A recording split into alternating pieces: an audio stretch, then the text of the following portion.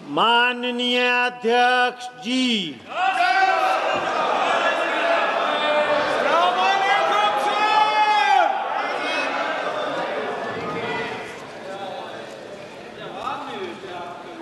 अगर नारे नहीं लगाओ तो उचित रहेगा।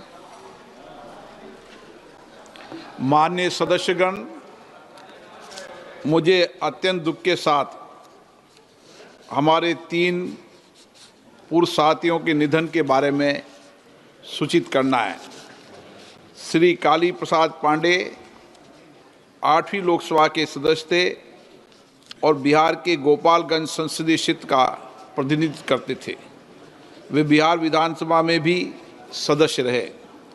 श्री काली प्रसाद पांडे का दिनांक 22 अगस्त 2025 को 78 वर्ष की आयु में दिल्ली में निधन हुआ। श्री रामेश्वर डूडी राजस्थान के बीकानेर संसदीय निर्वाचन क्षेत्र से 13वीं लोकसभा के सदस्य थे तथा वे खाद्य नागरिक आपूर्ति और सार्वजनिक वितरण समिति के सदस्य रहे। वे राजस्थान विधानसभा के सदस्य भी रहे और उन्होंने विधानसभा में नेता प्रतिपक्ष के रूप में अपनी सेवाएं दी। श्री रामेश्वर डूडी का निधन 62 वर्ष की आयु में दिनांक 4 अक्टूबर 2025 को बीकानेर में हुआ। श्री श्याम सुंदर लाल 6ठी लोकसभा के सदस्य थे। राजस्थान के तत्कालीन बयाना संसदीय क्षेत्र का प्रतिनिधित्व करते थे। श्री श्याम सुंदर लाल का 28 नवंबर 2025 को दिल्ली में 89 वर्ष की आयु में निधन हुआ। ये सभा अपने पूर्व सहयोगियों के निधन पर गहरा शोक व्यक्त करती है। शोक संतप्त परिवारों के प्रति अपनी संवेदना व्यक्त करती है। अब सभा दिवंगत आत्माओं के लिए मौन रहेगी।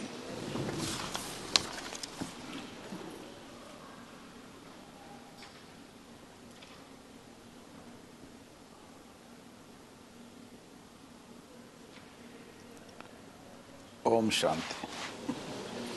प्रश्न दूरसंचार सेवा प्रदाताओं से जुड़ा हुआ प्रश्न है और दूरसंचार सेवाओं में एक सरकार का संचार सारथी ऐप को प्रीलोड की अनिवार्यता को लेकर एक आदेश कल देश के सामने आया है। उसके बाद मंत्री महोदय ने उस पर स्पष्टीकरण कुछ दिया है कि वो ऐप प्रीलोड किया जाएगा, लेकिन बाद में आप उसको डिसेबल कर सकते हैं। वो चॉइस यूजर्स को देने की आपका एक स्पष्टीकरण आया। लेकिन क्योंकि मैं स्वयं कंप्यूटर साइंस बैकग्राउंड से, मैं सॉफ्टवेयर इंजीनियर के बैकग्राउंड से हूं, जब सिस्टम के अंदर प्रीलोड की रिक्वायरमेंट होगी तो डिसेबल करने के बाद भी सारे फीचर्स डिसेबल होंगे कि नहीं होंगे, किसी यूजर्स को ये बात पता नहीं चलेगी।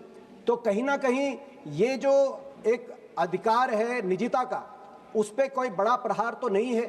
कहीं ये जो स्नूपिंग के प्रश्न उठ रहे हैं पूरे देश में, इसको लेकर सिविल राइट्स एक्टिविस्ट से, कंप्यूटर साइंस एक्सपर्ट से, उनको लेकर मंत्री महोदय क्या कुछ कहना चाहेंगे? मैं दीपेन जी को उनके प्रश्न के लिए मैं धन्यवाद अर्पित करना चाहता हूं कि उनके प्रश्न के द्वारा सदन के पटल पर और देश की जनता के समक्ष में सारे तथ्य रखना चाहता हूं। सर,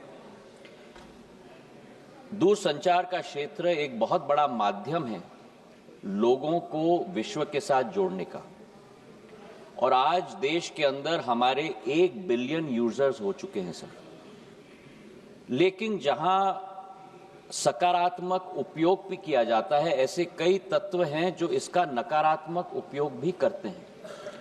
और सरकार का दायित्व तो होता है कि देश की जनता और हर नागरिक को उस नकारात्मक प्रयोगों से हम लोग और तत्वों के से हम लोग जोड़ पाएं और सुरक्षित रख पाएं।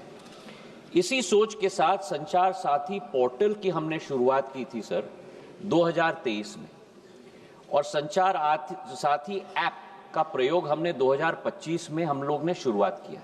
अब संचार साथी क्या है? संचार साथी एक ऐसा ऐप है जिसके आधार पर, जन भागीदारी के आधार पर, आज देश की एक एक जनता और नागरिक अपने आप को सुरक्षित रख सकता है फ्रॉड से, स्टोलन मोबाइल से, अपने स्टोलन मोबाइल को रिकॉर्ड कर सकता है, रिपोर्ट कर सकता है। और 20 करोड़ हिट सर हमारे पोर्टल पे हुए हैं, करीब 1.5 करोड़ ऐप डाउनलोड हुए और इसी के आधार पर जन भागीदारी, इसकी सफलता, सॉफ्टवेयर तो हमने बनाई है सरकार ने, पर इसकी सफलता का श्रेय अगर किसी को जाता है तो जनता को जाता है सर, क्योंकि उनके उपयोग के आधार पर ही हम लोग सफल हो पाए। और आज मैं रिकॉर्ड पे रखना चाहता हूं कि इस ऐप और पोर्टल के आधार पर 1.5 करोड़ मोबाइल कनेक्शन देश के अंदर डिस्कनेक्ट हुए हैं जो फ्रॉडुलेंट हैं, क्योंकि जनता ने रिपोर्ट किया है। करीब 26 लाख स्टोलन हैंडसेट हम लोग ने ट्रेस किए, 7 लाख स्टोलन हैंडसेट जो उपभोक्ता है उसे हमने वापस भी कर दिया है, और 41 लाख मोबाइल कनेक्शन डिस्कनेक्ट हुए हैं, 6 लाख फ्रॉड हम लोग ने ब्लॉक किए। इसी के आधार पर हम लोग ने ये कोशिश की कि हम लोग हर एक नागरिक को वो चॉइस दें, क्योंकि ऐप फोन पे है इसका मतलब नहीं है कि वो ऑटोमेटिकली ऑपरेट हो जाएगा। जब तक मैं उपभोक्ता के रूप में उसमें रजिस्टर ना करूं तब तक वो ऑपरेट नहीं होगा। और मैं उपभोक्ता के आधार पर, जैसे मेरे फोन पर सर ढेर सारे ऐप्स होते हैं, मैं उस ऐप को भी दबा के मैं डिलीट कर सकता हूं। तो ये लोकतंत्र में पूर्ण हक और अधिकार नागरिक का है सर।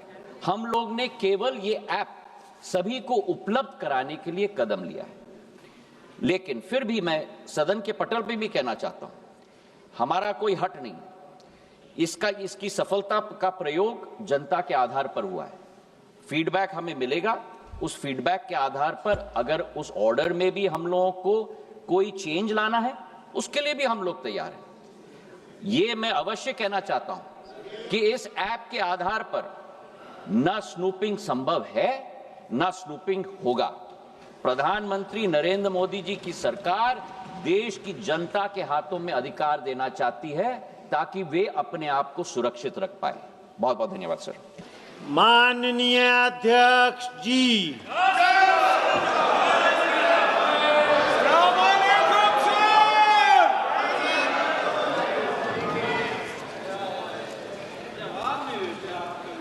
अगर नारे नहीं लगाओ तो उचित रहेगा।